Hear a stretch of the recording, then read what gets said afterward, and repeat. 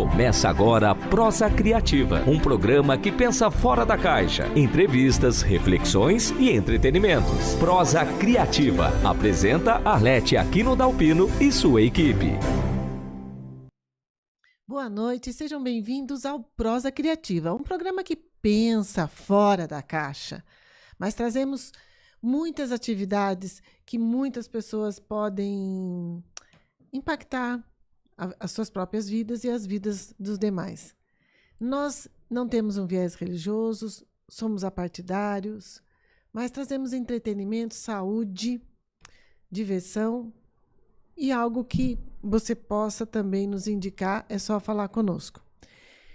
Hoje a equipe está formada entre eu e mais 2 pessoas, e nós temos um convidado muito importante, e hoje temos uma novidade para vocês, que colocarem suas perguntas para um sorteio. A Babi vai explicar melhor. Boa noite, Babi. Boa noite, Arlete. Boa noite ao nosso convidado, que já vamos anunciar. Sim. E boa noite a todos os nossos ouvintes que estão aqui conosco, né? E eu vou fazer um anúncio aqui de onde está fazendo a transmissão desse programa de hoje, programa ao vivo. E também vou falar sobre a enquete e o sorteio que vai ter nesse programa. Então, tem muitas novidades. Bom, a transmissão desse programa está sendo feita através no YouTube, Rádio Semente de Amor, que fica em Campo Grande, Recanto da Prece, também em Campo Grande, TV Espaço Espírita, Barra Velha, Santa Catarina, no Twitch Vivência Espírita e São Francisco Tobias Barretos, que fica em Sergipe. E através do aplicativo também estamos fazendo a transmissão, que é Vivência Espírita. Você pode baixar pelo celular e aí você escutar onde você estiver, só tem internet. Bom, a nossa enquete que a gente lançou no YouTube Vivência Espírita. A pergunta é: você já teve crise de ansiedade? Sim ou não? E aí no finalzinho do programa o nosso convidado vai comentar sobre esse resultado. E para você fazer perguntas, para interagir conosco, é só através do YouTube Vivência Espírita. Agora vou falar sobre o sorteio do livro que a gente vai fazer no finalzinho do programa. E esse é o livro que o Alan, que é o nosso convidado que já vamos anunciar, a gente vai fazer esse sorteio. Para você participar desse sorteio, deixe o seu nome, né, no chat do YouTube Vivência Espírita, coloca o seu nome e diz: eu quero. E aí, no finalzinho, eu vou fazer o sorteio, ok? Combinado? Bom, e curta a nossa página do YouTube Vivência Espírita, ative o sininho para receber as notificações e segue o Instagram do Prosa Criativa para acompanhar as novidades que a gente posta lá no Instagram. Bom, o tema de hoje é ansiedade. Estamos no programa 237. Será que todos nós temos ansiedade? Nossa, que pergunta, não? Tem. Eu acho que a gente pode contar isso melhor aqui. Boa. Você tem ansiedade, Babi? Tenho. Nossa, segurou um T aí por uns minutos. Eu coloquei a câmera. Tá. Tenho. Bom, eu posso passar pro Regis? Por favor. Vou passar a bola pro Regis. Toma a bola, Regis, para você.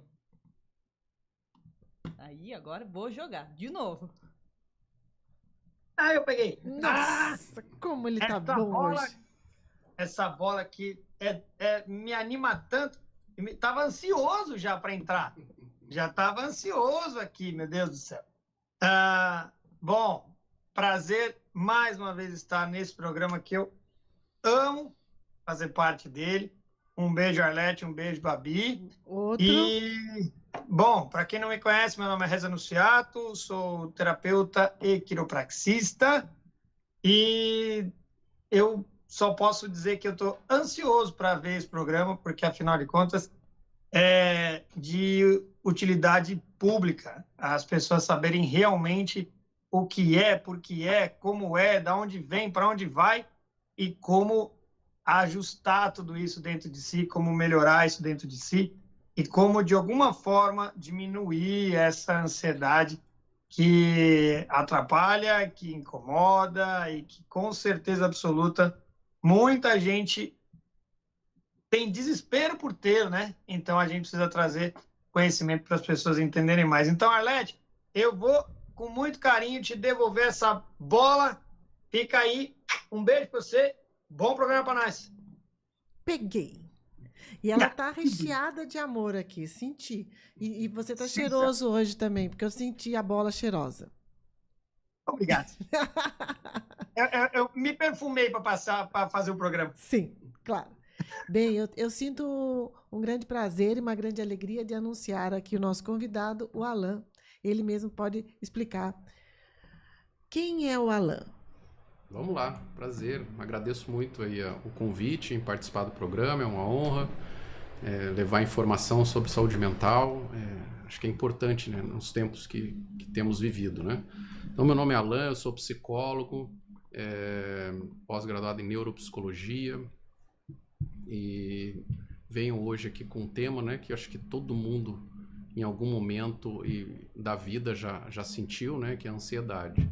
Mas nós vamos explicar um pouquinho sobre a questão do transtorno de ansiedade, o que seria esse sentimento, se ele é comum ou não, se ele é normal, se ele tem associação com medo, suas origens e formas aí de você estar lidando com a ansiedade, né?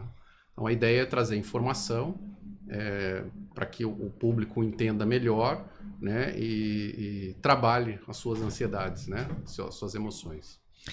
O Regis mencionou algo que eu fiquei aqui com uma outra palavra perpassando na minha mente. Ele falou assim, diminuir o estresse. Ele é possível diminuir ou amenizar? Porque o estresse, ele traz uma necessidade de algo que está faltando. Eu gosto de uma definição, estresse e ansiedade são coisas diferentes. Um pode levar ao outro, né? Sim. Mas são coisas diferentes. Eu gosto de uma definição muito bacana, que diz assim, ansiedade é excesso de futuro, sim, né? Estresse é excesso de presente e depressão é excesso de passado. Então, basicamente, isso explica bastante coisa, né? Então, o que é o estresse? O estresse é o sujeito que está o tempo todo naquele presente, vivendo o máximo da vida de forma muito constante. E aquele excesso pode estar levando ele a desenvolver crises de ansiedade, né? É um sentimento natural. Todos nós temos ansiedade, tá? O que diferencia é o volume. Então, se você tem muita ansiedade, que é uma antecipação de futuro em excesso, você pode desenvolver um transtorno de ansiedade, tá? Então, é bom a gente definir essas coisas, porque as pessoas misturam muito, né? E fazem pesquisas na internet e acham que já tem um transtorno ali dado de ansiedade. Então, é natural você ter uma ansiedade, que é uma antecipação futura de algo que está para acontecer na tua vida. Por exemplo, uma promoção no trabalho, um aumento salarial, a compra da casa própria. Isso tudo gera um disparador de ansiedade. Mas isso não quer dizer que você tenha um transtorno de ansiedade. O transtorno de ansiedade demanda você ter de forma intensa e repetitiva por várias semanas, né? E tem que ser não exatamente um único evento, pode ser todos os eventos, né? Então, por exemplo, né, dentro do grupo de transtorno de ansiedades, que é um grupo que trabalha ali questões de neurose, você vai encontrar uma série de outros transtornos que são ligados à ansiedade. Então, por exemplo, que para um sujeito fogos de artifício pode representar uma festa, para uma outra pessoa pode representar um estado de guerra, por exemplo, né? E ele ter desenvolvido um transtorno do estresse pós-traumático, por exemplo, né? Então, o excesso disso pode levar a pessoa a desenvolver um transtorno de ansiedade, tá? Lembrando que transtorno não é doença, tá? Isso é bem colocado. Isso, né? Isso é um questionamento muito forte que a gente pode trazer aqui hoje. Doença, por exemplo, o que é uma doença, né? Ela precisa existir um sujeito interno ou externo causador de algo para nós, né? Você define para mim, doença física ou que você está falando ou doença emocional? A doença precisa existir um patógeno.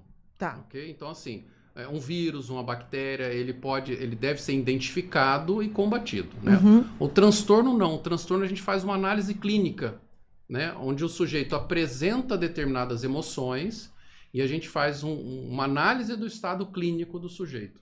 A doença não, ela aparece. Eu identifico o que é e eu trato aquilo. Então, um exame ou uma vacina, você identifica o patógeno. O transtorno não. Sim. É um conjunto clínico, sindrômico ali que ele apresenta, ou um grupo de pessoas apresenta da mesma forma.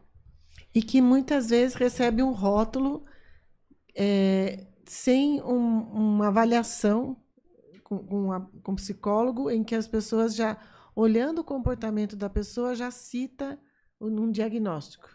Isso é um muito perigo, comum. Isso é muito comum, né? Sabe onde eu ouço muito? Vocês provavelmente já devem ter ouvido também. O fulano, por exemplo, tem toque. Isso. Né? Então, assim, o sujeito muitas vezes é um pouco mais organizado do que um outro, aí já diz que ele tem um transtorno obsessivo compulsivo. E não é essa a principal característica, né, do sujeito ser somente organizado. Não é isso. É uma coisa muitas vezes rítmica, é uma coisa que se repete e que já se transformou ali na dinâmica daquela pessoa, né? Então, por exemplo, ela tem situações... eu tenho que olhar para lá, não estou olhando para cá. Isso. Desculpa, gente. Tá tudo certo. Tem situações que a pessoa tem uma repetição, muitas vezes uma repetição assim, de forma até estranha, né? Esquisita, que a gente fala. Atos religiosos, ou situações de repetição, por exemplo, fechar várias vezes a porta de casa, verificar o tempo todo se a geladeira está fechada. Retornar e verificar se está fechada. Isso já dá uma característica da pessoa ter algum tipo de transtorno ali, né? Sim. O que ele significa? Eu sou muito né? transtornado, então. O que significa Eu sou isso, muito né? transtornado. Nossa! Então, o próprio nome já diz, né? Então, obsessivo, transtorno obsessivo, ou seja, eu tenho uma obsessão por fazer aquilo repetidas vezes, né? E depois eu tenho uma compulsão por fazer. Então, eu tenho uma vontade de fazer e depois eu faço. Mas de forma repetida, estereotipada, muitas vezes. Né? Mas também tem outro rótulo, você é metódico. Não chega a essa patologia, certo? Não chega. Pessoas muito organizadas não quer dizer que elas tenham algum tipo de transtorno. A organização é uma coisa importante para a vida, né? E como incomoda algumas pessoas ao redor, as pessoas acabam diagnosticando por conta, né? Aí muitas vezes vai lá no especialista Google, né? Sim. Coloca lá as informações e acha que ali tá tudo resolvido. Não, olha, eu tenho, né?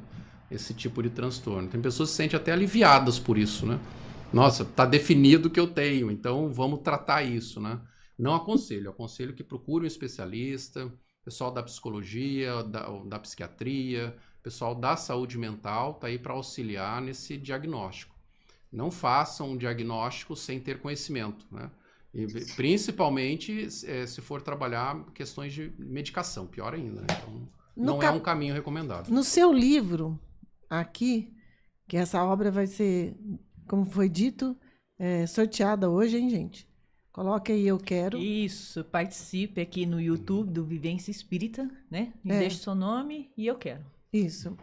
No capítulo Eu já 10... escrevi, eu quero, hein? Eu já tenho, você não tem. Por isso que eu tive que entrar no sorteio, né? Porque você não divide esse presente comigo, Mas eu tá empresto vendo? pra você, tá bom? Ah, meu Deus do céu. Então tá bom. Tá bom? Então, Então, também aqui vou ficar mais ansioso por isso. no capítulo 10, fala de algo que me interessa saber, espero que possa ser importante para quem está nos ouvindo. Fala sobre a prescrição medicamentosa. E aqui, folheando a primeira vez que eu estou em contato com o livro, então fala sobre a prescrição de medicamentos. O que você traz para a gente sobre isso? Porque eu estou percebendo algo muito difícil para entendermos se há seriedade na indústria farmacêutica mesmo com relação a medicamentos. Me preocupo com a codependência e me preocupo também com alguns pais que eu atendo como psicopedagoga, quando que as pessoas entendem que ali aquele medicamento será a solução mágica. Uhum.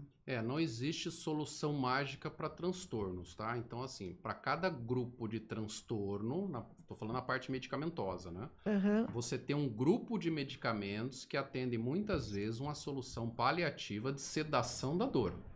Uhum. Então, por exemplo, né? Vamos pegar o caso específico da ansiedade, que é o tema principal. O medicamento mais utilizado para a ansiedade são os ansiolíticos, e dentro desse quadro de ansiolíticos você tem os benzodiazepínicos. Então, é o famoso diazepam, clonazepam, que é o Rivotril, vocês já ouviram falar. Já. Então, são medicamentos sedativos. Esses medicamentos só podem ser vendidos com receita, prescrição medicamentosa por um psiquiatra. Teoricamente era para funcionar assim, né? Mas o que eu vi na prática, fazendo uma pesquisa, eu vi que nós temos uma parcela considerável de dentistas e médicos veterinários também prescrevendo ansiolíticos e antidepressivos, né? Com o levantamento que eu fiz no site da Anvisa. Bom, e para piorar, somente 20% da classe médica que são psiquiatras que estão prescrevendo esse tipo de medicação, que teoricamente são os mais entendidos para fazer esse tipo de prescrição. 80% são de outros profissionais da medicina, principalmente clínicos gerais, né? Então tem muita gente prescrevendo na área médica, só eles podem, tá? Prescrever, só o pessoal da medicina, esse tipo de medicamento, porque ele tem controle especial, dado a seriedade desse tipo de medicamento, tá? Uhum. Então, assim, dentro dessa situação de diagnóstico e prescrição medicamentosa, existe aí uma preocupação muito grande, que eu cito no livro, pelo excesso disso, né? Então, a pessoa apresenta um conjunto de sintomas no seu médico, no seu psiquiatra, e muitas vezes, né? Não estou dizendo que são todas as vezes, em 15 minutos ele sai com um diagnóstico e uma receita médica. Muitas vezes, transtornos que nós da psicologia levamos aí 2, 3 meses para dar uma hipótese diagnóstica, o sujeito vai lá em 15 minutos e consegue uma validação para aquilo que ele está sentindo, né? Um diagnóstico. Então, isso é o perigo, né? Com isso, o que acontece? Você vai estar gerando aí um número gigantesco de prescrições, de diagnósticos e tratamentos, e aí a coisa acaba tomando um outro rumo, né? Então, a pessoa, ela usa um sedativo para aquela dor momentânea, não resolve o problema dela, porque ela acaba não indo para um processo terapêutico, psicoterapêutico. Exatamente o que eu penso. E aí só vai complicando, porque ela vai tendo uma despesa grande com a medicação, ela vai entendendo que aquele medicamento, ele traz uma dependência psíquica. Então, aí que gera a codependência. Alguns geram muita codependência. Os benzodiazepínicos, que é uma classe de medicamentos ali que são psicoestimulantes, são os que mais geram esse tipo de dependência, não? Então, assim, pessoas que precisam dele para sedar aquilo que está sentindo, para dormir, e aí a nossa própria atividade mental acaba se acomodando com a necessidade daqueles medicamentos. Sabe, Regis, aqui no capítulo, eu não sei qual capítulo, mas é na página 175 do livro. Você vai começar a me fazer vontade, né, com o livro, é isso que você está Não, só estou fazendo você querer o meu livro, que você vai demorar para ter. Alan, dá para você depois me ajudar nesse momento, que eu estou ficando ansioso por causa dela agora. Não, já tem aqui para mim, a Babi também tem outro, depois eu te empresto. Tá, né, a Babi também ganhou. Ah, tá bom, e eu não. Só ganhou quem veio, Márcio. Só ganhou quem veio. Olha, desculpa aí, Regis. Desculpa, tá? Eu estou assim. Mas eu vou te emprestar, amigo. Vocês. É maldade. Não, amigo, eu vou te emprestar. Então, voltando aqui, no capítulo 10, tem algo que eu acho que você vai ficar bem interessado. Porque ele fala aqui de umas atividades importantes para o ser humano, né? Que você está citando, né, Alan? Aqui fala de osteopatia, fala de reiki, fala de Shantala, fala terapia de comunidade integrativa. São as PICs, né? Que são os programas integracionais aí, né? De tratamentos alternativos que tem no SUS, né? Eu falo da evolução do programa. Tá. E dentro dessa evolução também faço uma crítica ali, né? Porque ele começa com um número muito baixo de PICs, né? E vai aumentando esses tratamentos, né? Só que acabam se perdendo um pouco. E eu defendo um eixo, que se eu não me engano está no capítulo 8 ou 7, eu não lembro, que eu defendo um eixo que é o eixo nutrição, atividade física, né, e cuidado com a saúde mental, que é um eixo assim que deveria ser porta de entrada, né, para todo mundo. Ao invés de você ir direto para um tratamento biológico, medicamentoso, você passar com nutricionista, você passar com pessoas da área da atividade física, porque tem N comprovações aí, N estudos, né, muitos estudos em cima desse eixo da atividade física. Na melhora em grupos com depressão ou mesmo com ansiedade. e muito estudo em cima da qualidade da nossa alimentação. Tá? É, Então, no posso capítulo fazer um 7 que eu comentário? vi aqui. no 7, né? É. Então eu defendo muito esse eixo, né, de tratamento e deixar o eixo medicamentoso por último, né? É claro que ele é importante, mas ele não precisa ser para todos, né? Então essa crítica que eu faço praticamente no livro todo, né? Porque a gente fica com essa ideia de que tudo pode ser É solucionado verdade, no eu vi em outros medicamento, né? capítulos também, verdade aqui. E Deixa eu ainda- só comentar uma coisa aqui. Se você... O Alan está falando isso, eu acho fundamental. As pessoas, elas buscam uma resolução do problema, seja ele qual for, sem perceber que a forma que ela vive levou ela àquela situação. Então, ela quer resolver o problema sem mudar a ação que causa o problema. Então, se você não mudar o contexto em que você vive, a forma que você vive, ou a forma que você pensa durante o processo, seja ele qual for, o resultado vai ser o mesmo. Você vai tomar um remédio, que seja, você vai lá, né, como o Alan bem disse. Isso eu ressalto aqui, concordo com o Alan, as pessoas estão indo procurar soluções mágicas e rápidas, é um fast food de remédio, porque você entra no hospital e já sai com o remédio em 20 minutos e está tudo resolvido. Não está resolvido. Você não está resolvendo nada, você não está mudando nada. Mas, e o que você falou, Lá, eu lembro muito, se você olhar na parte da acupuntura, por exemplo, na origem lá do Imperador Amarelo, ele mencionava, o povo como é que está? O povo está triste? O povo está triste? Então vamos mudar a alimentação do povo. O povo continua triste? Então vamos cuidar da sociabilidade do povo. Vamos fazer festa, vamos cuidar de...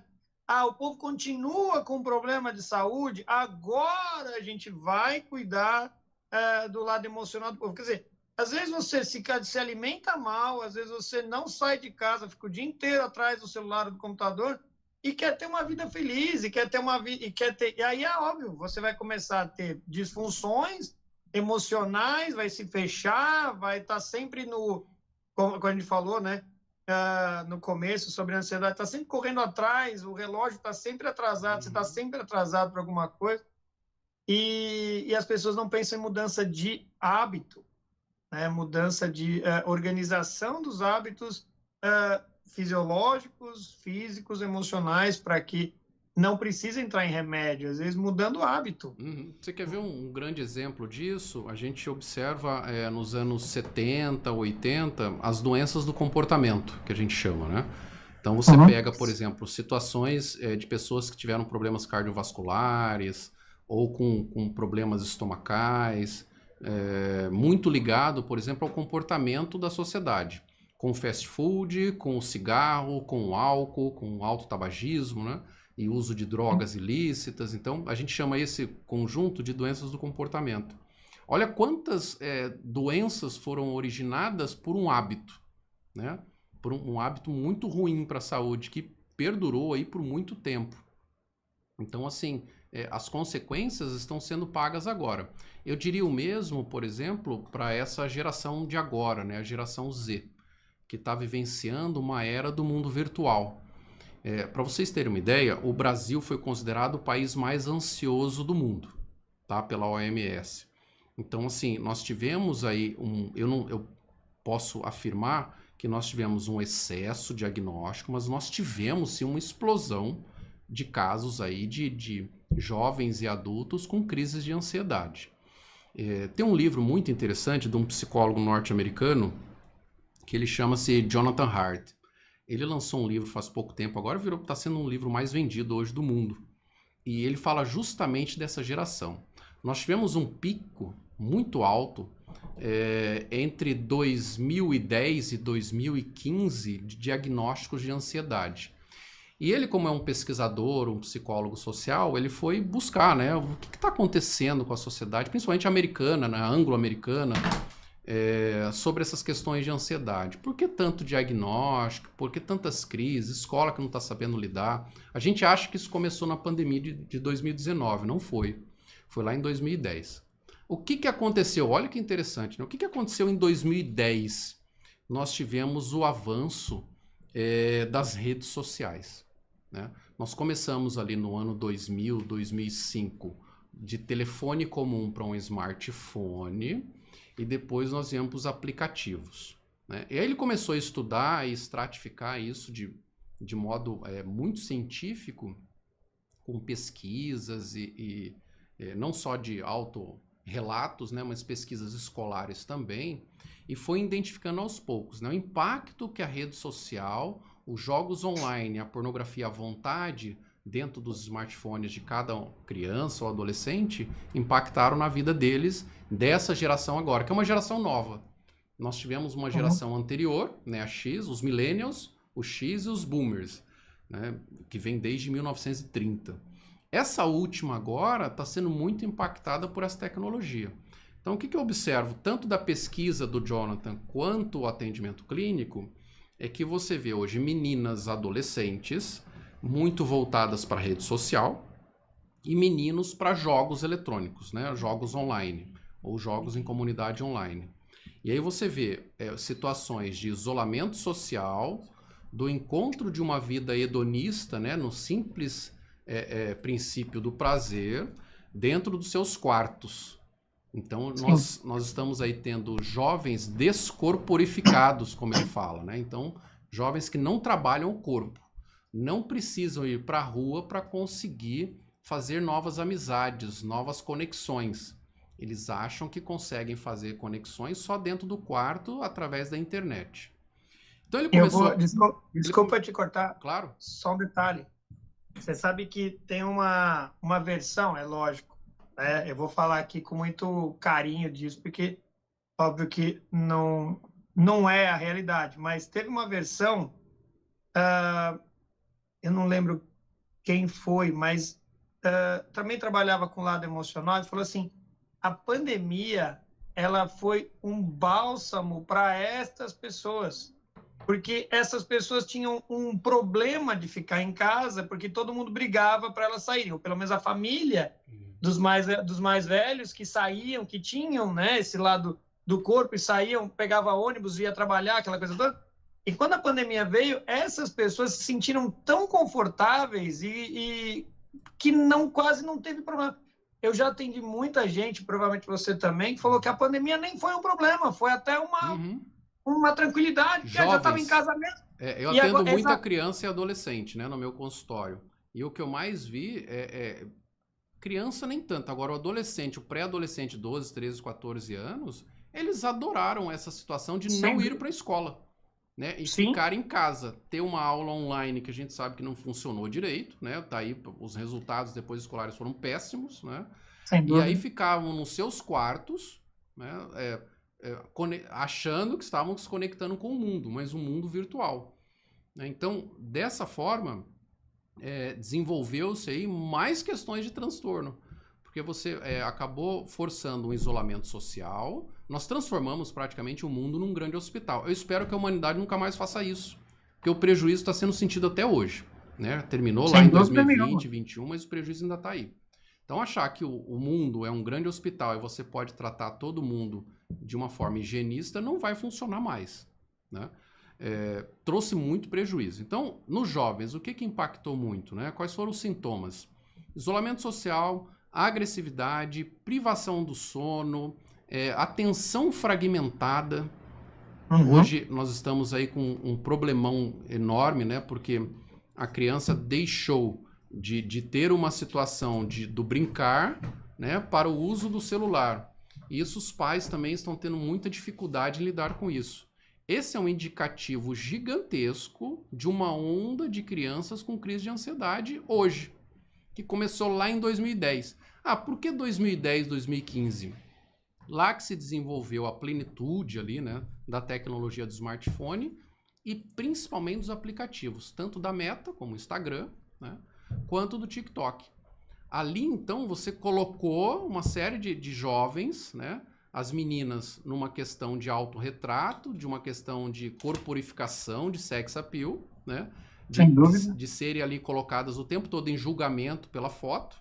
E aí, se você for prestar atenção, foi quando as grandes marcas de smartphones colocaram a câmera frontal nos Sim. celulares, né? E os meninos no jogo online, né? Dizendo, eu tenho 500 amigos no jogo online. Então, eles estavam naquele tédio do online e não conseguiam, tinham dificuldade de fazer amizade fora do quarto. Então, o prejuízo foi gigantesco. E está dado aí, né? Todos os maiores especialistas em saúde mental, né, concordam hoje. Países aí estão voltando atrás dessa liberalização de smartphone em sala de aula pela proibição. Então, assim, nós estamos voltando um pouco, né, para poder fazer esses ajustes aí, né? Esse livro do Jonathan Haidt chama-se Geração Ansiosa, ele é muito bom. É bom citar aqui no chat. Ele explica muito bem essas questões aí de como que se desenvolveu essa geração Z atual agora, né? E que vai sofrer muito, já está sofrendo, né? Eu recebi Estão com uma muita pergunta dificuldade. aqui no WhatsApp, que é assim, o que é a crise de agorafobia? Tá, agorafobia. Agorafobia. Agorafobia, exatamente. Agorafobia, ele entra nessa situação de doenças neuróticas, né, de ansiedade. A principal característica e o que diferencia a agorafobia é o sujeito que se sente confortável dentro de casa, que ele não consegue ter contato externo, ele tem dificuldade de ter contato externo. Social. Social, ele não consegue, ele tem dificuldade. Então, ele não sai de casa, ele fica olhando sempre ali o movimento, mas dentro do conforto da casa. Então, ele se sente seguro naquele ambiente fechado. Eu estou falando casa, pode ser um outro local, mas que ele não consegue sair dali, se deslocar. Seria uma síndrome de pânico, de incapacidade? Não chega a ser pânico. O pânico já é uma outra coisa. Tá. O sujeito agorafóbico, ele não consegue sair da segurança da casa dele. Então, ele, por exemplo, ele não consegue ir ao shopping, não consegue ir na padaria, não consegue... Ele precisa fazer tudo dentro de casa. Ali é o lugar seguro dele. Isso pode ser tratado. Pode. A psicoterapia está aí para ajudar muito nesses casos, né? De fazer com que ele entenda que o ambiente externo é seguro. Então, ele não vê como é seguro. uma fobia social. Não, fobia social é outra coisa. Você vê, né? Você vai pegando o DSM, né? Que é o Diagnóstico de Saúde Mental, ou o próprio CID, que é da OMS, e vai vendo todos esses transtornos lá bem descritos, né? Então, a fobia social é o sujeito que não gosta de estar numa situação social, de exposição, né? Ele não gosta de ser exposto ao ridículo, a ter que fazer uma apresentação lá na frente, ele fica nervoso. Na frente de muitas pessoas. Multidões. Mas ele sai de casa. Ah, tá. Então né? é uma outra situação. O agorafóbico, ele tem dificuldade de sair do ambiente seguro. O que tem situações de fobia social, ele não gosta de estar em ambientes sociais. Numa festa, num evento, num show, ele não consegue ir para lá. Mas ele consegue numa padaria, ele consegue num supermercado, ele não tem essa dificuldade. Tá. Né? Ele não quer ser exposto ao ridículo. Mas tem a ver com o intenso sofrimento que a pessoa teve na primeira infância, um trauma? As gêneses são várias. Né? Sim. Pode ter traumas infantis, podem ter questões de bullying, pode ter questões de ter sido exposto ao ridículo, de ter pais extremamente controladores, né? Pais controladores ou que colocam a criança numa situação vexatória, pode ter sido na adolescência. Isso tem que trabalhar para ele redescobrir esse caminho do autoconhecimento, para ele se nutrir de coragem ou não. Isso, às vezes, isso eu estou falando às vezes, não interfere na vida da pessoa. O ideal é você entender a gênese pela história de vida da pessoa. Tá. Né? Então, o melhor é você fazer uma anamnese bem completa, entendendo ali, vendo em que pontos podem ter acontecido cisões de ego, onde essa pessoa tenha tido o seu prejuízo naquele momento. Não é tarefa fácil. Né? Então, investigar isso é muito complexo. Tá? Então, mas esse processo, ele auxilia muito a pessoa a entender aquilo que ela está sentindo. A partir do momento que ela consegue entender e descobrir quando que se iniciou esse transtorno, ela tem um pouco mais de clareza até para lidar com aquilo. Todas essas questões que nós estamos trazendo aqui no geral, fica um pouco difícil quando esbarra numa sensação ou não, um fato, de que a pessoa está sendo criticada por ter esses comportamentos. Então, eu já recebi um WhatsApp um pouco nessa linha. Quais seriam as ideias, as situações que você pode nos trazer que a pessoa pode se cuidar? Ok, ela terapia, mas assim no dia a dia, como que ela pode amenizar essa ansiedade? Bom, temos aí vários caminhos, né? O processo terapêutico da psicoterapia é um dos que mais auxiliam nesse sentido de entendimento, sabe? Mas eu vejo assim, de forma prática, a gente vai sempre recomendar para essas pessoas em situação de ansiedade que trabalhem o seu propósito de vida, que trabalhe questões assim, naquele eixo, né, que eu cito no livro, né? Questões assim de atividade física, boa alimentação, o lugar que frequenta, tá?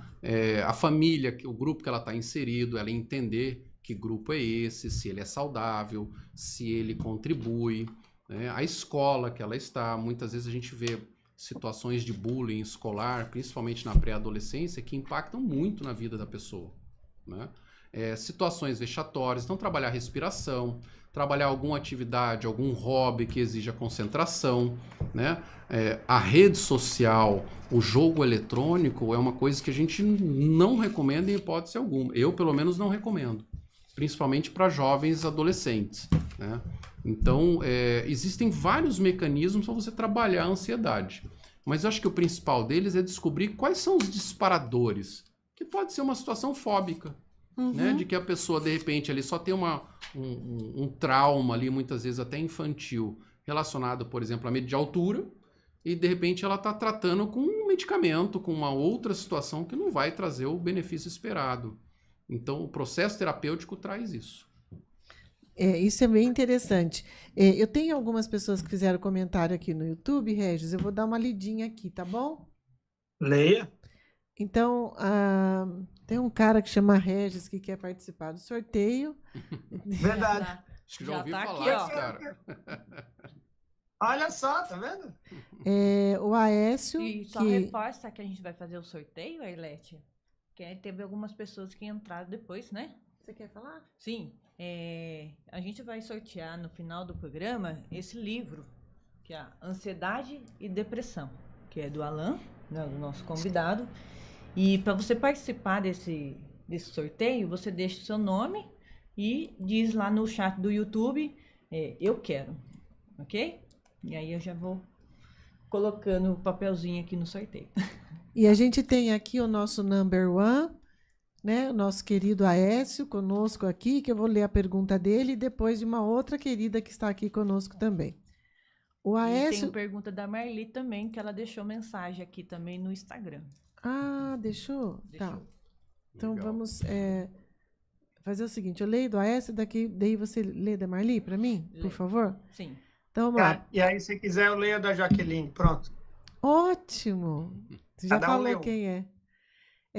Então, aqui, a pergunta 1, a ansiedade pode ser uma forma de autossabotagem consciente? Como identificar se suas próprias preocupações estão impedindo de agir? Grato. Boa pergunta. A ansiedade ela é uma consequência, né? A questão da autossabotagem pode ser sim que você, num processo ali de você estar se atacando, né, se sabotando, pode ser que sugere sim muita ansiedade, tá? Então, por exemplo, né, você vai se preparar para um concurso ou para uma prova, um vestibular, que seja. Se você não se preparou o suficiente ou não se acha suficiente para poder estar prestando aquela prova, você pode gerar, sim, disparadores de ansiedade. Tá? Ou uma entrevista de emprego, ou um preparo para um curso, uma prova. Tudo isso pode gerar, sim, disparador de ansiedade. Tá? Ansiedade, basicamente, é a antecipação de futuro. Então, a pessoa que tem isso numa constante, ela pode evoluir isso, quando eu falo evoluir, é de uma forma negativa, tá? Pode evoluir isso para uma crise, um transtorno de ansiedade. Então, sim, a autossabotagem, você trabalhar contra, a nossa mente é especialista nisso, né? Se você deixar, a nossa mente fica o tempo todo volitando situações, dependendo do tipo de atividade mental que você tem, para te sabotar. Pode, sim, te levar a disparadores de ansiedade. Normalmente o que acontece, a autossabotagem depreciativa, que te leva para uma situação de tristeza profunda, é mais comum você ter uma depressão, né? Situações de depressão. Mas pode acontecer junto com a ansiedade também, tá? Não sei se eu respondi a tua pergunta. A S pode comentar aí conosco. E agora pode ler. Não, Babi, por gentileza. Sim, a Primeira pergunta da Marli Ferreira, né? Sim. Ela já participou do nosso programa falando sobre o livro. O livro né? que ela fez, né? Isso. Mesmo. A Caixa das 7 Mulheres. Isso aí. Isso. Bom, a Maravilhoso. pergunta é: a ansiedade pode trazer a queda do cabelo e coceiras no corpo? Pode. Olha, a ansiedade, a gente, em algumas correntes, trabalha até como uma doença somática, tá? Então, a ansiedade pode, sim, trazer doenças de pele, como psoríase, tá? Pode trazer, no excesso, sim, problemas cardiovasculares, tá? Porque quantas vezes eu pelo menos, já vi paciente meu me parar no pronto-socorro com uma crise de ansiedade achando que tá tendo um ataque cardíaco. Aí chega lá, faz aquele monte de exame e não tem nada, né? É só uma questão emocional. Então, a ansiedade pode, sim, trazer queda de cabelo, pode trazer problemas de pele, tá? Pode trazer uma série de outras questões aí, de doença mesmo, afetar o teu corpo. A nossa mente é algo, assim, fantástico, tá? Ela pode tanto nos destruir como nos elevar, né? Pode, Exatamente. Ela tem uma força imensa, né? Uhum. E nós que podemos controlá-la. Se pudermos, com Uhum. a ajuda principalmente de um profissional como o Alan. E você quer ler da Jaqueline? Posso ler? Sim. A pergunta dela é bem legal. Ela escreveu assim: eu sou a ansiedade em pessoa, mas aprendi a me autocontrolar. O autoconhecimento ajuda muito no controle da ansiedade. Isso é uma declaração, pelo que eu entendi, e eu vou seguir porque ela coloca outra colocação aqui, o Alan responde no contexto geral. A nova geração prefere mensagem de WhatsApp ao falar ao telefone, mantendo o distanciamento com o outro. Então, eu acho que ela comenta sobre o autoconhecimento, e aí eu queria que você comentasse em cima, e falar realmente dessa parte onde as pessoas se comunicam e tem toda a linha de comunicação sem precisar tocar ou sem precisar estar presente. E aí eu acho que pega um pouco daquilo que você falou sobre 2010, 2015. Uhum. Mas o autoconhecimento, já que ela mencionou, o autoconhecimento, ele é uma das saídas ou dos... eu vou colocar assim, dos inibidores da ansiedade? Ótima pergunta. O autoconhecimento ele é fundamental para a gente ter um controle sobre a nossa mente, inclusive, né? Então, assim, muito boa pergunta, viu, que ela fez. Muito interessante também. Não só você ter o autoconhecimento, como você trabalhar técnicas e entender algumas coisas, algumas situações que podem te ajudar no controle emocional, principalmente da ansiedade. Então, assim, práticas de meditação, práticas de yoga, atividade física, né? Tem pessoas que falam, eu não consigo me concentrar, tem dificuldade de um déficit atencional ali, né?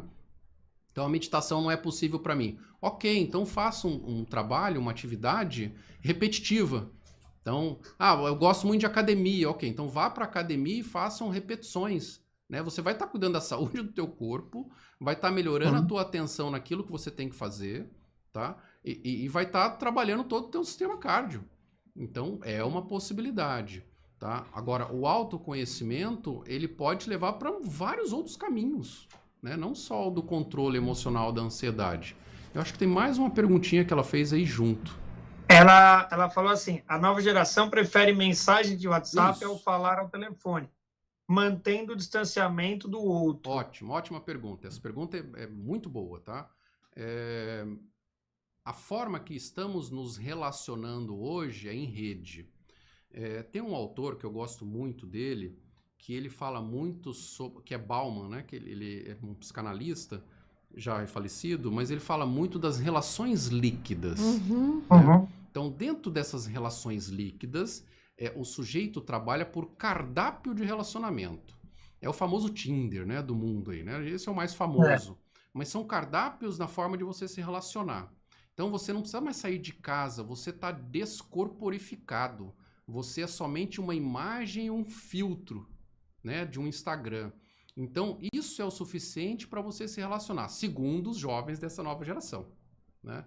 Então, dessa forma, você inibe o sujeito de ter um bom relacionamento interpessoal, você inibe o sujeito de desenvolver a linguagem, né? Na psicopedagogia se estuda muito isso. Sim.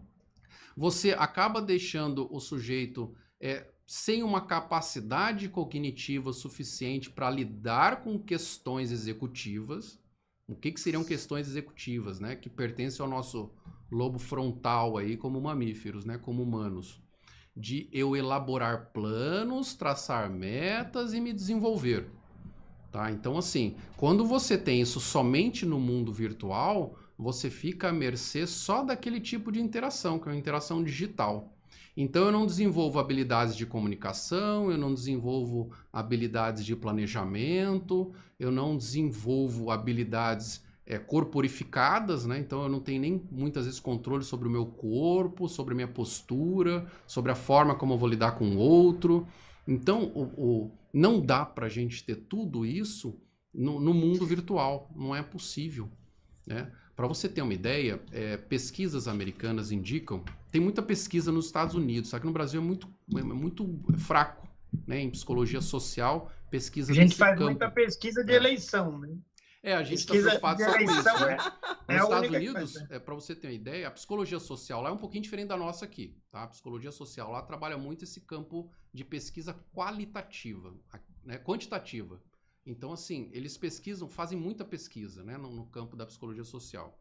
Esse Jonathan Haidt, ele traz uma pesquisa muito interessante que fala de jovens, por exemplo, que ele até faz uma comparação com um jovem japonês, Ikikomori, se eu não me engano, que é o nome em japonês, que são aqueles jovens que não querem sair do quarto.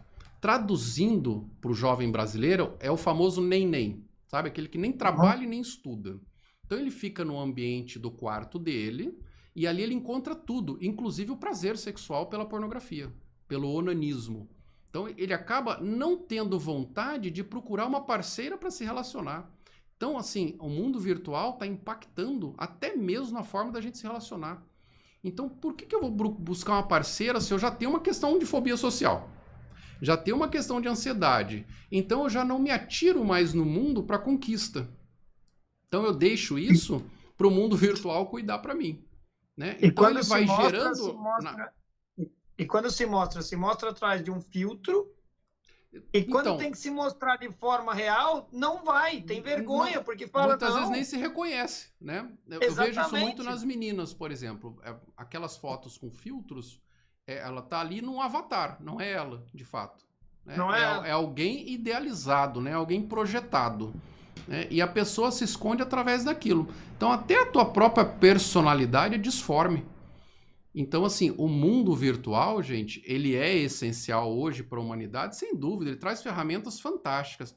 Olha as ferramentas de pesquisa, por exemplo, inteligência artificial, são ótimas. Até mesmo para a gente que lida no mundo acadêmico, muitas vezes de pesquisa, ele traz filtros fantásticos ali de pesquisa.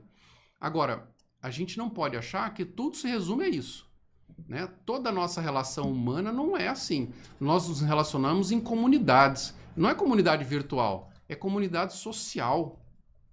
A gente precisa ser corporificado. A gente precisa trabalhar o nosso corpo, a nossa habilidade na relação com o outro, no diálogo, né, na troca de mensagens, nas crianças, no brincar. Nós precisamos ter uma infância do brincar e uma infância com menos smartphone, porque senão nós vamos ter gerações aí com dificuldade de se relacionar, em achar que tudo que ela pode fazer está dentro do quarto com a sua internet, seu smartphone. Isso é um perigo.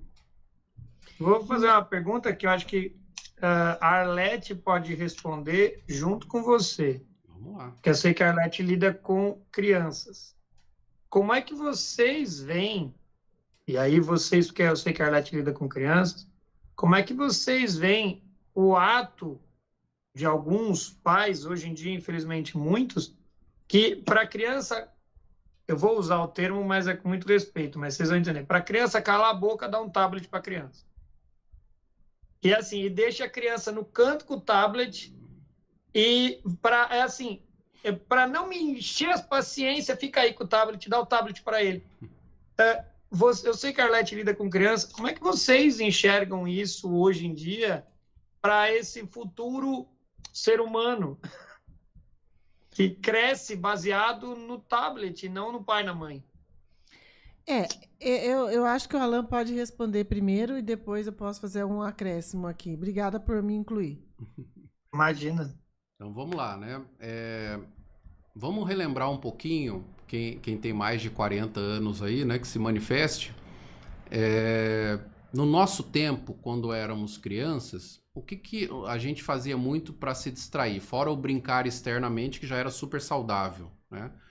Dentro de casa, nós tínhamos a televisão, né? Então, a televisão era um dos modelos de entretenimento na família.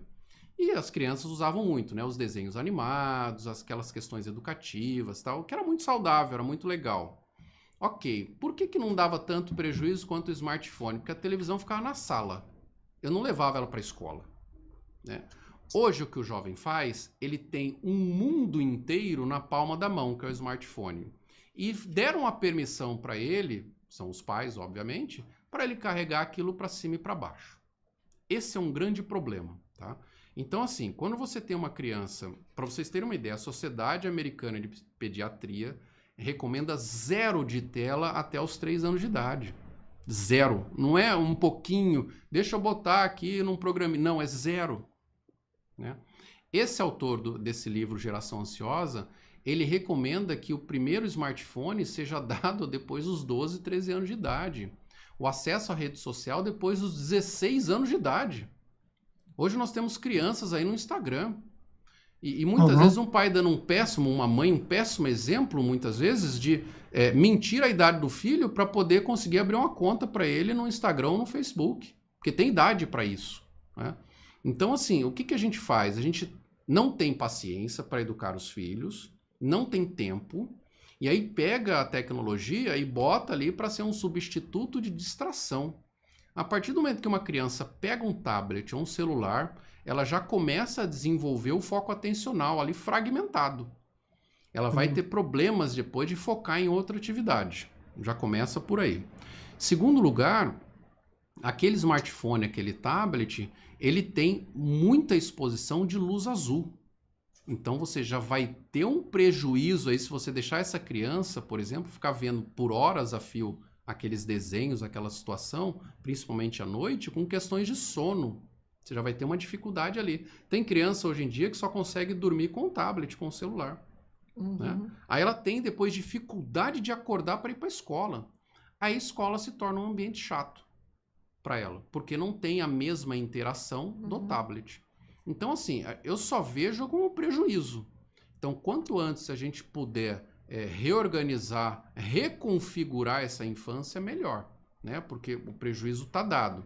Jovens universitários, que são a maioria que estão se autorrelatando, se autodeclarando ansiosos, vêm dessa geração. Essa geração que vê tudo no encontro daquele smartphone, tudo no mundo virtual, e estão com dificuldades relacionais e principalmente de concentração. Eu concordo em número, gênero e grau com a fala do Alan, mas eu queria acrescentar um dado muito triste. Eu tenho um paciente específico, não vou citar o nome, obviamente, que a mãe e o pai cortaram, e ele tem 9 anos e não tem celular. E não usa celular. Então, quando ela vê as mensagens da escola, é no celular dela.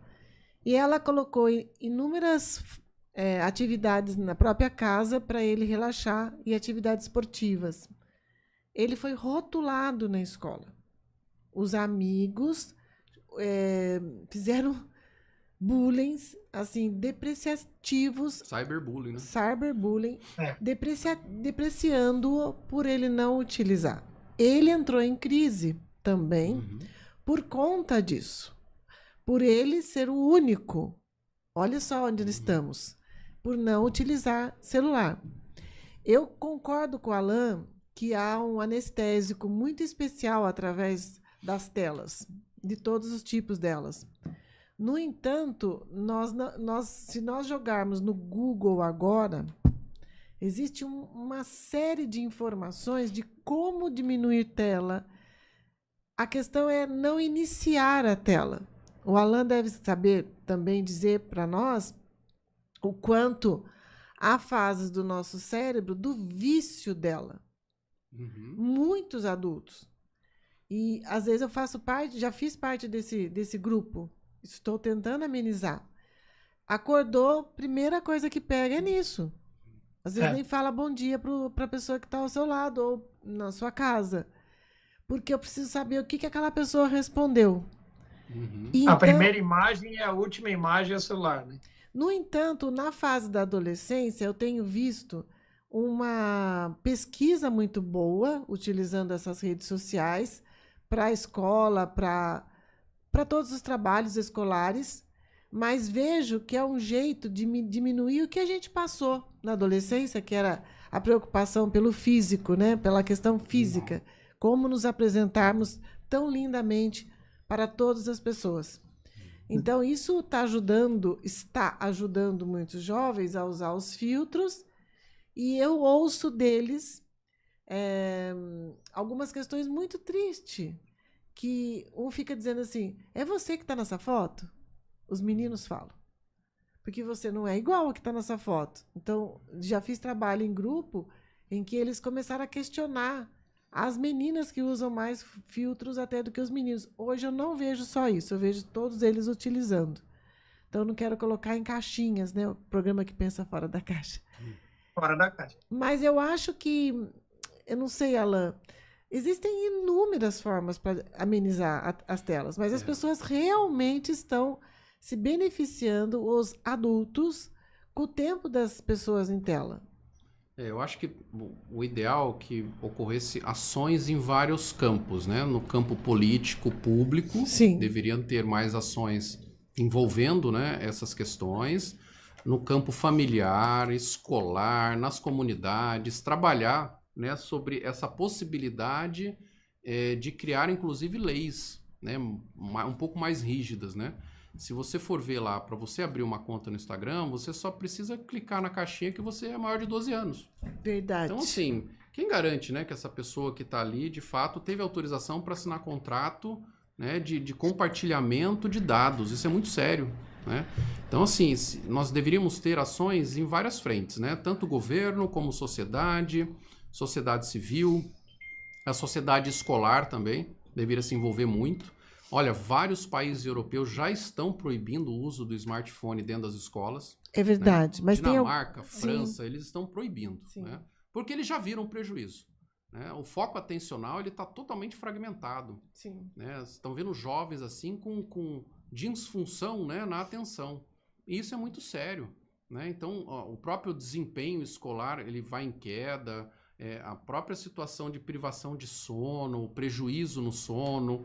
Eu acho que o sono é uma coisa essencial para nós, né? Ele tem um horário para você estar dormindo.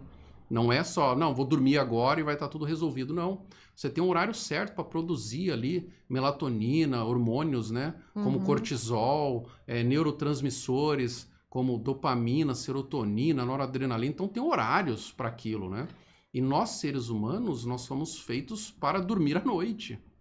Nós somos sujeitos assim que a gente precisa de uma recomposição do corpo biológico, um refazimento das forças para dar continuidade à vida. Então, você imagina uma criança que está no início de desenvolvimento e cada fase da infância ela é extremamente importante. A psicologia se preocupa muito com a primeira infância. A gente sempre vai estar trabalhando muito a primeira infância, né? Por isso que a gente defende tanto o Estatuto da Criança e do Adolescente. Porque ele traz ali prerrogativas que vão trabalhar o cuidado dessa criança, tá? Então, criança, por exemplo, ela não pode ficar sem dormir no período correto. Ela está em formação neuronal. Ela está com o cérebro dela, para vocês terem uma ideia, até os 5 anos de idade, a gente desenvolveu já quase 90% do cérebro. Então, nós vamos 5 anos de idade. Né? A nossa atividade neuronal vai até os 25 anos. Depois dos 25 anos, a gente vai só fazendo novas conexões, não produção de novos neurônios, né? De neurotransmissores. Então, assim, é muito importante a primeira fase da vida do sujeito. Agora, você imagina uma criança que está à mercê do mundo virtual. Esse autor, ele até comenta dessa geração ansiosa. Qual é o nome? É Jonathan Haidt. Tá. Ele inclusive fala de um outro prejuízo que a sociedade, principalmente americana, trabalhou muito, que foi o segurismo. Né? Então, assim, pais preocupados em demasia com o controle dos filhos, né? Preocupados com os predadores sexuais que podem estar nos parques, nas escolas, espreitando ali como um sujeito criminoso. Só que, ao mesmo tempo, eles permitem que esses filhos tenham acesso a uma internet onde justamente está cheio de pedófilos e predadores sexuais, né? Uhum. De todo tipo, onde a exposição é muito maior, para o mundo. Então, assim, existe uma inversão muito grande de valores na sociedade, nas sociedades ocidentais, no cuidado com crianças. Né? E agora parece que alguns países anglo-saxões já perceberam isso. Né? E estão começando a mudar a forma de educar seus filhos. Que evolução. Nossa, só tenho a agradecer às escolas, e tem muitas escolas, queria citar aqui de São José dos Campos, que não permite também o celular. Isso Acho já que seria uma medida, né? A primeira medida é a partir da escola, proibir, não permitir que o aluno entre com o telefone. Porque se você está tentando conscientizar isso, não está nutrindo mais, né, as pessoas, é melhor o bloqueio mesmo. Mas porque... o pior ainda é ouvir absurdo, sabe? Do tipo assim, pais que falam, mas como é que eu vou falar com os meus filhos? Você liga na escola se tiver alguma emergência. Por que você tem que estar online com o teu filho o tempo todo? Não tem sentido, né? Como é que a gente fazia isso antes do celular? Do mesmo jeito. Eu ia perguntar isso agora. Exatamente. Quando você tinha alguma questão com o filho na escola, que era raro, né? Era só questões assim, de emergência médica. Preciso buscar meu filho que um ente querido tá doente ou faleceu, algo assim. Você liga na escola, né? Agora, por que tem que estar online o tempo todo? Aí você entra numa sala de aula, tá cada um com o celular, você acha que eles estão prestando atenção na aula? Não é nem possível. Não é possível. Nós sabemos o quão é divertido e quantas distrações, e o quanto que os próprios sites ou aplicativos estimulam o like, estimulam o crescimento daquela rede social. A aprovação. O Aécio pergunta aqui, seria a ansiedade um mecanismo evolutivo para enfrentar perigos? Como ela se adapta ou falha em se adaptar no contexto das ameaças modernas? Olha, ansiedade todos nós temos, tá, Aécio? A pergunta foi muito boa também. Antecipação de futuro em excesso pode nos levar para uma paranoia. Né? Então, se eu ficar o tempo todo pensando no futuro, eu vou desenvolver sim um transtorno de ansiedade. Então, assim, muitas vezes a gente tem que fazer o nosso papel, executar as nossas tarefas, planejar o máximo possível e aguardar que ao futuro, como diz o dito popular, a Deus pertence. A gente não pode achar que vai ter o controle sobre o futuro o tempo todo, senão nos tornamos paranoicos. Então, assim, ameaças futuras, que tipo de ameaça futura a gente está tendo? Vem, né, através, de novo, das redes sociais, muitas informações que algo vai acontecer, que o mundo vai acabar, que provavelmente vai ter a Terceira Guerra Mundial, e essas questões todas. E eles excitam muito a gente ficar realmente querendo saber mais, e ali pesquisar mais, e ali está ali no TikTok, ali está no Instagram, Facebook já está um pouco mais diferente, mas ainda assim, para que aquilo evolua, para que aquilo... Porque quanto eu entendo que como chama? Logaritmo? É logaritmo? Algoritmo. Isso. Ele faz... você faz uma pesquisa e ele apresenta outras tantas para você. A ideia dele é manter você conectado. Assista um documentário na Netflix, Dilema das Redes. Assisti. Né? Esses engenheiros que estão no grupo Meta, né, que hoje é o maior, eles estão o tempo todo vendo formas de manter conectado. A Netflix, por exemplo, não é à toa que ela cria essas séries para te manter conectado. É uma novelinha de 40 minutos que ela fica o tempo todo e é interminável, né? Os feeds de rede social, os Reels, ele não acaba nunca. Se você parar para pensar, você fica rodando ali. Eu tenho pacientes que falam assim, nossa, quando eu vejo são 3 horas da manhã, ele está desde as 10 da noite. Nossa. Naquilo, ele já está numa situação de dependência virtual. Sim. E como é que E trabalha isso, né? se você pergunta para a pessoa, ela fala que ela não tem 20 minutos para fazer um exercício, mas ela fica 5 horas vendo Reels. Agora, gente, eu tô falando de adulto. Imagine criança. Criança com Sim. isso à vontade. Vocês acham que vai dar certo isso? Não vai. E tem Não, uma não coisa vai. que, só um adendo Tudo isso aqui, que a gente está e aí falando, tá? Tem uma correlação com a ansiedade, tá?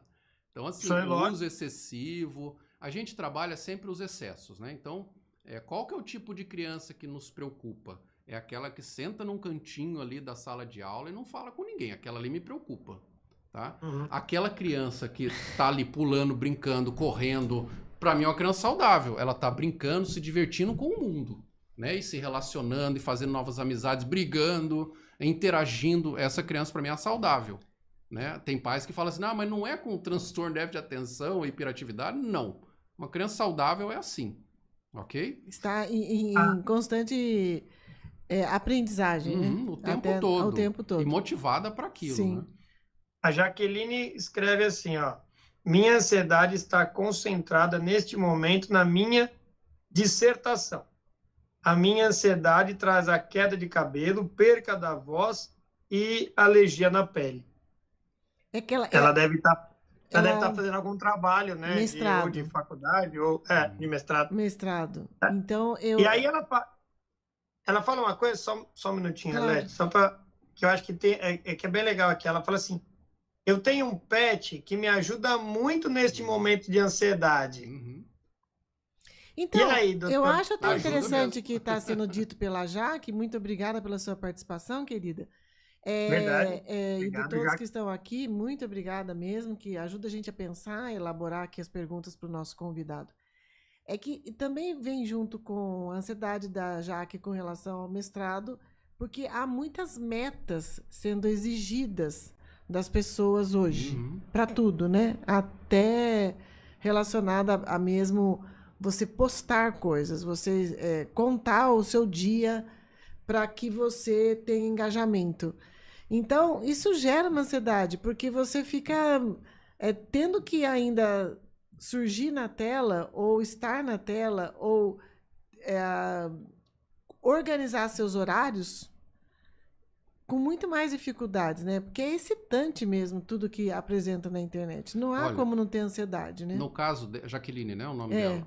No caso Jaqueline. dela, da questão da dissertação, eu recomendaria que você fizesse um planejamento, né, do tempo que você vai estar disponibilizando para fazer essa dissertação. Junto com isso, intervalos de você fazer alguma atividade que seja ligada à natureza, que seja ligada a alguma atividade física, que seja alguma atividade repetitiva, que não tenha nada a ver com aquilo que você está fazendo. Essa é uma dica que eu daria, tá? Então, por exemplo, você se planeja lá em fazer a tua dissertação por 3 horas, 4 horas seguidas, né? Uhum.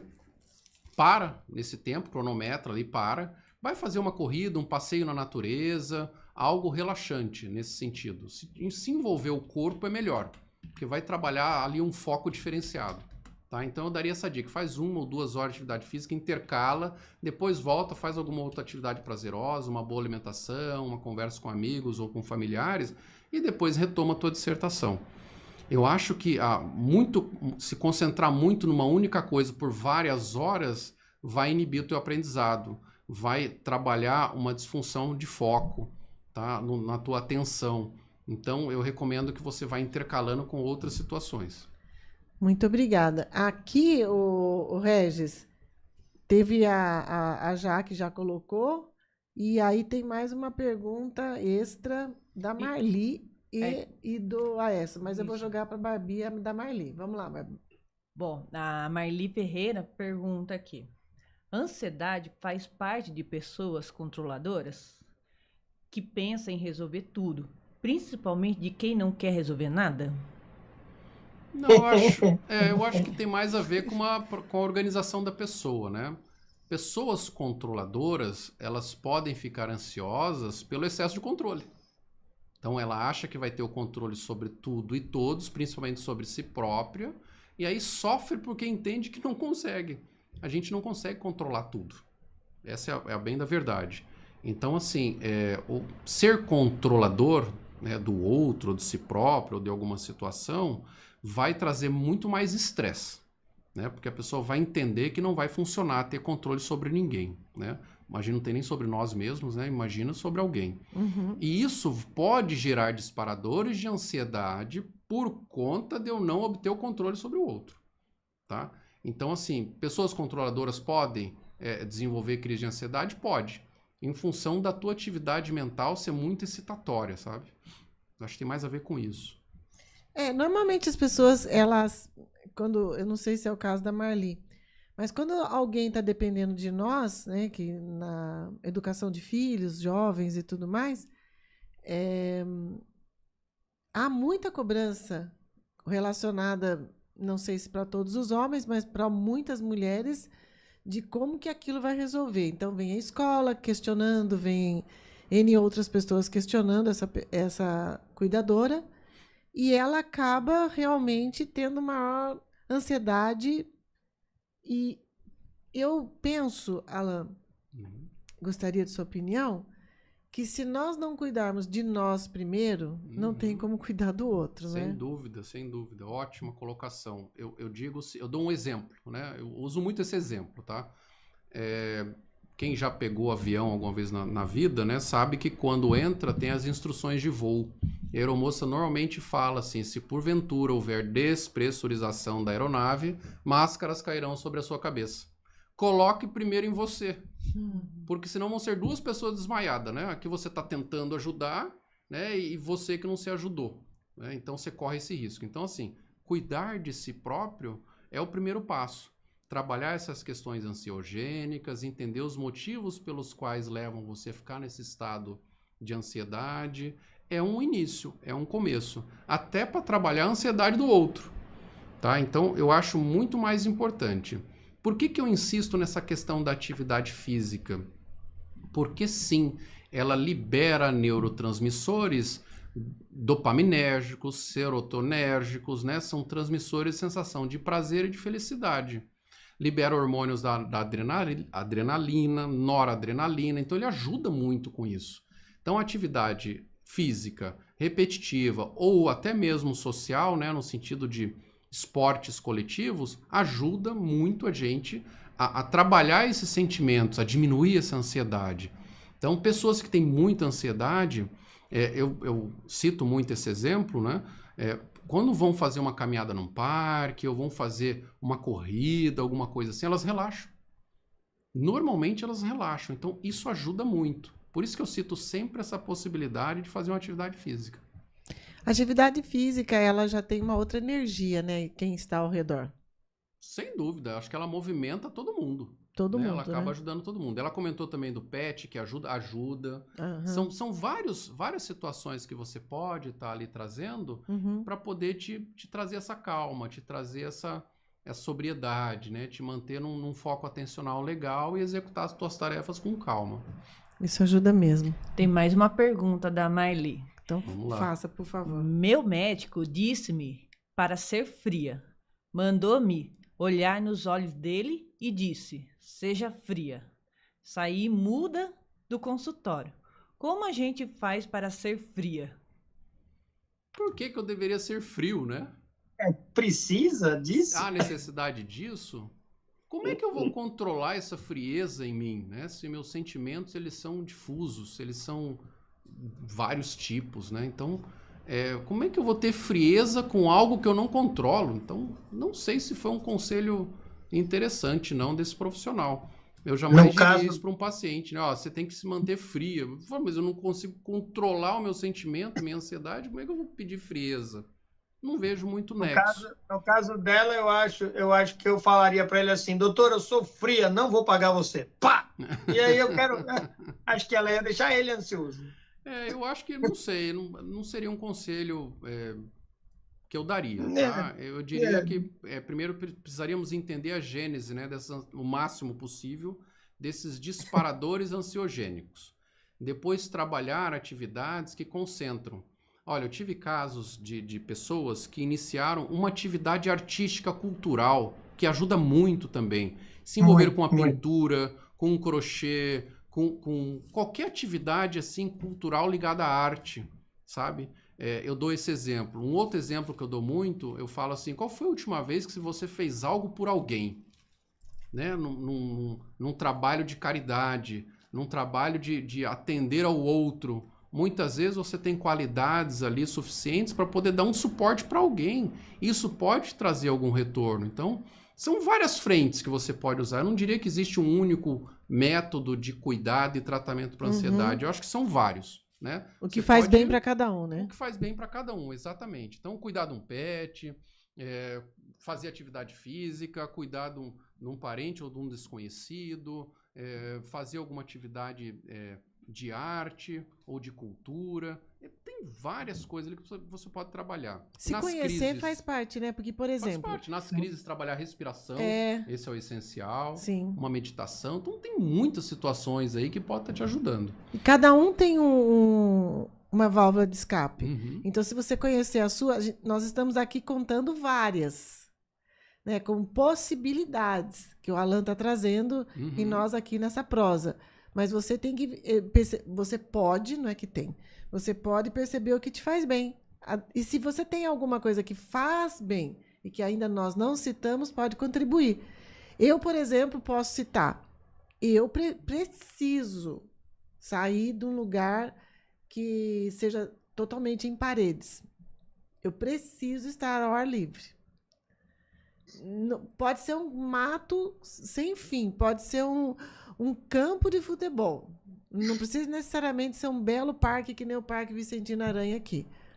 Outra coisa que me faz muito bem, como é que é isso para você que está nos ouvindo? Música, né, Marli? Também. Música é incrível, né? Você falou de estar na natureza, né? Não estar em paredes e tal. Tem um livro também bem interessante que ele chama Déficit de TDA, né? Transtorno Déficit de Árvore. Que ele fala muito das crianças, né? Que tem que estar mais em contato com a natureza.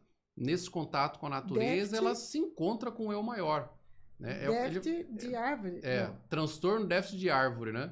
Ele faz essa comparação, né? Mas não é um transtorno, né? Lógico. A falta que a gente tem de natureza, de estar no mundo natural. Muitas vezes a gente está imerso no mundo artificial, né? Ou no mundo virtual, que é pior ainda, mais nocivo, e esquece que tem um mundo natural lá fora.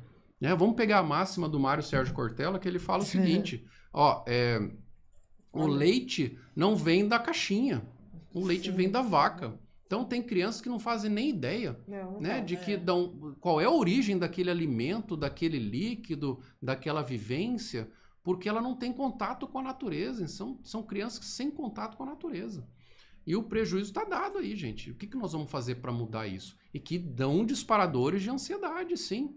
Crianças sem conexão com o natural têm dificuldade de se relacionar com o real. Inclusive, eu tinha esse déficit. Hoje eu moro no meio do mato porque eu tinha ele. Hoje eu saí do cimento e fui para a terra. Ótimo. E não consigo voltar mais. Eu volto para lá para visitar meu pai na cidade e falo: oi, pai, tudo bem? Como vai? Tudo bem? Tchau. Beijo, te amo. Fui. Eu tive um paciente adolescente que ele perguntou assim para mim: Alan, como é que era a tua infância? Quando eu comecei a contar para ele, inverteu, né? Eu passei a ser paciente dele nesse dia, né? Ele perguntou, me dá um exemplo, como é que era a tua infância? O que você fazia quando você tinha 6, 7 anos de idade? Eu comecei a contar para ele, ele falou assim, nossa, eu nunca vivenciei isso. Eu falei, meu avô me pegava, eu passava as férias na casa do avô, da avó, ele me levava na beira do Paraíba para pescar, lá em Guaratinguetá, onde moravam, né? Ele preparava linho, anzol, não tinha molinete, nada disso, né? Depois, à noite, chegando em casa, a avó ia limpar o peixe, que a gente pegava, era tudo lambarizinho e tal, para fazer uma fritada, o vô fazia uma fogueira no quintal, no outro dia o vô comprava papel, linha e ia lá no bambuzal comigo para cortar um bambu, para poder fazer o filetezinho, fazer uma pipa. Eu comecei a contar a minha infância para esse jovem. Ele falou assim, eu nunca fiz isso, nem sabia que existia isso, que era dessa forma. Então, assim, o contato com a natureza... E minha avó também ajudava muito, né? Minha avó via lá, tá precisando pintar a janela. Pegava eu para pintar a janela, né? Então, ensinava, fazia a mistura da tinta, hoje em dia diria que é serviço escravo. né? Diz que tá uma exploração de olha menores, aqui. né? Então, assim, Exatamente, a exploração gente de fazia menores. tudo isso em casa e era muito saudável, porque era sempre brincando. A gente aprendia algo, nos divertíamos, né? Fazia uma conexão de comunidade fantástica, uma conexão social muito Um legal. aprendizado prático. Prático, né? Eu aprendi a consertar a bicicleta, andar na bicicleta, fazer uma pipa, consertar meus brinquedos. O vô ali dava ideias ali, a gente desenvolvia. Era tudo num ambiente muito saudável, né? Era muito diferente. Ah, que delícia. Esse cheiro dá até um cheiro de mato aqui. Para eu terminar as perguntas, eu vou aqui valorizar o nosso number one aqui, o Aécio. Ele falou, pergunta extra. Vamos lá. Como tratar a ansiedade de uma pessoa autista? Complexo, muito complexo. O transtorno do espectro autista, teria que ser um outro programa para falar disso, né? Verdade. Mas eu vou tentar ser o mais sucinto possível, né? Esse tipo de transtorno, ele tem 3 graus, né? Hoje mudou, né? A gente chama de TEA, não fala mais autismo, fala transtorno espectro autista. Uhum. E ele tem 3 níveis, né? Do transtorno.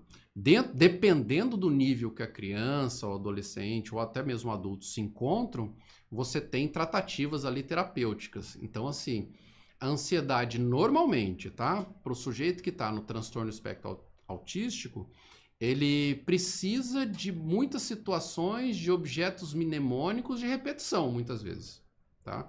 Então, assim, o autista, muitas vezes, ele vê muito sentido em pegar essa caneca aqui para brincar, e ali é o melhor brinquedo do mundo, ele vai ficar girando aquilo várias vezes e aquilo acalma ele. Em outras situações, ele vai ficar andando em círculo, por exemplo, numa área comum. Aquilo ali não interrompam, aquilo acalma muito o sujeito, né? Acalma, deixa ele numa situação de ansiedade muito tranquila. Então, assim, não existe uma fórmula mágica para o controle da ansiedade dentro do espectro autista. Cada criança é um mundo. Você precisa identificar nele o que faz sentido para ele lidar com aquela situação que acomete ele. Interessantíssimo. Okay? Um filme muito interessante que retrata bem. Eu tava com o nome do filme agora, que é uma...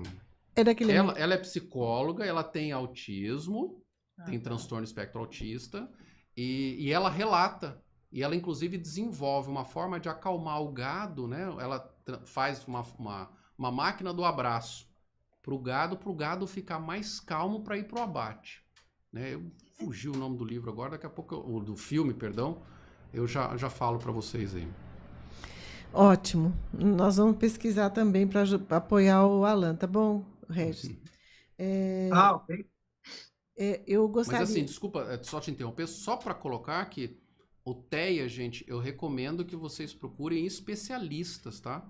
Nesse assunto. Então, tem muito psicóloga especialista em TEA, que tem curso, formação em aba, né? Que pode ajudar a trabalhar com a criança, né? Ou com o adolescente, tá? Eu recomendo, porque é muito específico. Apesar de ter ali uma coisa dentro de uma síndrome ali, dentro de tanto que fala espectro, né? Porque é muita coisa. Não é um único sintoma, um único diagnóstico, um único tratamento. Né? Tem uns que gostam muito de trabalhar equinoterapia, né? Terapia com cavalos, ali com animais, ajuda muito. Então, assim, sabe? São vários tratamentos, tá? É muito difuso. Babi, vamos falar primeiro, antes do tarananana que o Regis faz, do sorteio? Do sorteio? Vamos falar da enquete? Mas a enquete também dá um tananana. Me deixou curiosa, assim, uma parte desse resultado. A pergunta é, você já teve crise de ansiedade? 83% disseram que sim. E os 17% disseram que não. Isso é possível, Alan?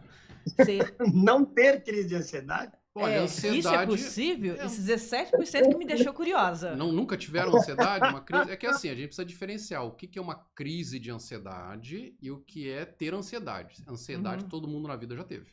Certo. Ok? O que é a crise de ansiedade? É quando o sujeito ele tem repetidamente aquele sentimento que incapacita ele. Ele fica numa situação assim de descontrole.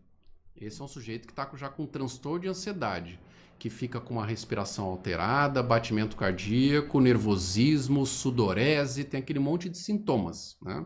Então, a pessoa que tem isso o tempo todo frente a qualquer tipo de problema ou desafio, ele já está ali com um pezinho ali no transtorno da ansiedade. Está na crise de ansiedade, Tá. ok? Uhum. Agora, a ansiedade todo mundo já teve na vida. Sim. A crise que é a questão, ou seja, eu sempre vou resolver meus problemas tendo uma crise de ansiedade. Esse é o extremo, né? Esse é o que a gente deve se preocupar. Perfeito. Bom, e agora é o sorteio? Sim. Bom, O filme que você falou, por um acaso, é esse aqui? Só para eu... Esse aí mesmo. Ah, Como é que é o enquanto nome dele? isso, Achei. É Telos. Não, Não. o milagre... É Perdão. o milagre? não, Não, também perdão. não. Errei. Eu peguei o nome da rede social, esquece. É a Estamos história ficando de um filme que ansiosos. conta a trajetória de Temples. Temple Grandin. Temple Grandin. O nome do filme é Temple Grandin. Esse filme é muito Temple legal para Grandin. entender Vou o colocar TEA. aqui. O TEA, tá? Não tem nada a ver com ansiedade. Então vai. Vamos lá. Mostre para as pessoas, por gentileza, onde você colocou os papéis. Nós acreditamos na Babi, vai. Ó, aqui, ó. Peguei um A Ba- papelzinho aqui. a Babi Vamos tem- ver? Tem uma pessoa A que Babi- mandou pelo WhatsApp. A Babi tem fé pública. Quem? Ai, e agora? Quem que mandou? Uma. Uma pessoa mandou pelo WhatsApp e eu não falei. Desculpa. É Denilze. Opa. Oh, meu Deus. Então, é um livro, 2. É um livro. Deixa eu colocar. Enquanto isso, continua. Apareceu na tela o nome da pessoa que foi sorteada aqui? Você mostrou já? Sim. Então, mantém. Aqui, ó. Não, tá tudo bem. O livro está à venda. Tá tudo certo. E a Jaqueline. Ah, que eu nem tinha visto! Parabéns! Parabéns! Ela mandou várias perguntas, não foi? É verdade. Participou do programa. Muito bem. A gente vai organizar uma maneira de chegar para você, ele plastificado, né? Ele tá aqui no plastiquinho certinho, para chegar em suas mãos, viu? Legal. E ela pôs várias mãozinhas assim no chat. Verdade. Então ele tá plastificado, fechadinho, e aí você vai poder ler essa obra maravilhosa. Que bom, Muito que bom, bom, que parabéns. bom. Obrigada por E o todos meu Que que... tava aqui, aí fiz o sorteio. E o meu aqui. Arlete vai ter que me emprestar mesmo. Bom, Vou ter que trazer um livro para dar para ele, não tem jeito. Não vai ter jeito. Que não, bom vou que morder você os amou, dedos de Jaque. ansiedade. merecimento. Eu agradeço a Parabéns. todos que pensaram em ganhar, ao interesse de todos. Também há a possibilidade que eu empreste essa obra, está aqui comigo, tá, gente? A gente recebeu. Eba! Então, nós podemos... Olha lá, Babi Também, ó. E a Jaque disse que amou, amor. E aí eu posso emprestar para vocês também, né? Eu acho que um trabalho tão bonito desse, uma pesquisa tão grande que o Alan fez, é de valia dividir, tá? Muito bom. Merecido. Parabéns. Exatamente. Legal, obrigado. Bem, eu vou pedir para cada um... Boa noite. Doutor Eduardo acabou de entrar. Neurologista. Boa noite. Doutor Eduardo. Chegou aos Davi. 47, mas chegou. Chegou, tá aí, doutor tá Eduardo. aí. Vou fazer aquela prorrogação de Olimpíada de 20 minutos, né? Mas É o nosso ouvinte de São Paulo, doutor Eduardo, neurologista. Bem, eu vou pedir para cada um de vocês se despedirem e, por último, ela quer uma dedicatória. Ah, Jaque, eu vou dar para... Então eu vou abrir o livro, tá, Jaque? Que tá plastificado aqui, ó. Esse plastiquinho aqui, não sei se você tá vendo. Eu vou tirar do plástico, então. Acho que dá para ver, né, que tá no plástico. Por favor, Babi, se despeça, depois o Regis, depois eu, depois o Alan, pode ser? Pode. Bom, muito obrigada pela sua participação, obrigada pelo aceite, Alan. Gostei muito desse programa de hoje, trouxe muito conhecimento, matou muitas dúvidas que eu tive aqui e esclareceu aqui, nesse programa. bom. E obrigada a todos os ouvintes que participaram aqui conosco também, né, que fizeram perguntas e interagiu com a gente. Obrigada, Regis. Obrigada, Arlete. Obrigada a toda a equipe do Prosa Criativa. Obrigada também pela sua filha também que está participando aqui, né? Ali fora. Tá ali ouvindo na aqui. plateia ali. Tá na plateia. E é isso. E eu desejo excelente semana para todos. Passo a bola agora para o Regis. Muito obrigado. Então, é assim. Doutor, muito obrigado. Parabéns pelo trabalho. Eu sei que desde o começo a sua formação valeu a pena. Não só pelo seu carisma, pelo conhecimento, pela forma que coloca. Eu tenho certeza que é muito bom ter o senhor como terapeuta, porque pelo que a gente sentiu aqui, com certeza é um dos que realmente sabem o que fazem, né? A gente hoje tem muitos profissionais que são relativos e a gente tem profissionais que são reais. Então, parabéns por isso. Obrigado a todos que participaram do programa, mais uma vez. Obrigado, Mãe Girafa. Obrigado, Babi. E boa semana a todos. Que seja uma semana abençoada, linda, maravilhosa e com menos ansiedade e mais autocontrole e autoconhecimento. Um beijo. Eu agradeço a Babi, que está sempre ainda nessa nave, operando aí para que nós possamos ir ao ar, né? Que é um trabalho que ela aprendeu e ressignificou. Muito obrigada. Obrigada, Regis, por atender minha necessidade de companhia, de cocriação. Por favor, fique conosco, é muito importante para mim. Doutor Eduardo está se despedindo aqui de todos, e colocando até o seu nome, Alain, aqui na despedida. A Jaque está dizendo que vai usar muitos livros nas transformações de professores. Na formação de professores, ela faz muita formação de professores, é verdade.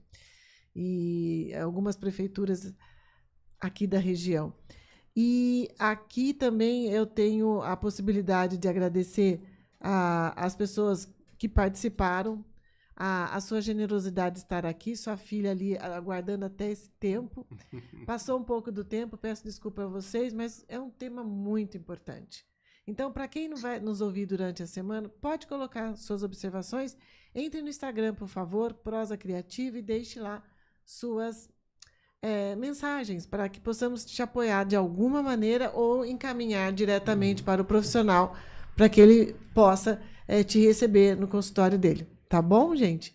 Muito obrigada, Alain. Espero que você tenha gostado do nosso acolhimento também. Gostei muito, agradeço aí por todos esse apoio, gratidão pela forma como vocês me receberam, muito carinhosa, né? E me convidar para auxiliar com um pequeno conhecimento aí no debate que é tão amplo, que afeta tantas pessoas, né? Que ansiedade, depressão, esses transtornos.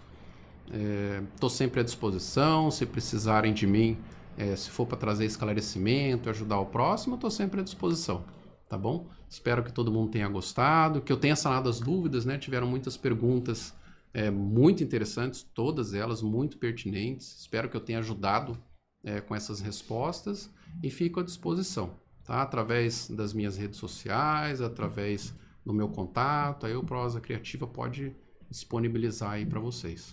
Ótimo, tá bom? o Obrigado faremos. por todos aí. Exatamente, o faremos. Bem, eu quero encerrar agradecendo a oportunidade de estarmos aqui e o aprendizado, que é muito rico nesse programa, para mim e acho que para todos nós. Então, Prosa Criativa é um programa que pensa fora da caixa. Muito bem, tchau. Você ouviu Prosa Criativa, um programa que pensa fora da caixa. Agradecemos sua atenção e esperamos revê-los na próxima segunda-feira. Excelente semana a todos!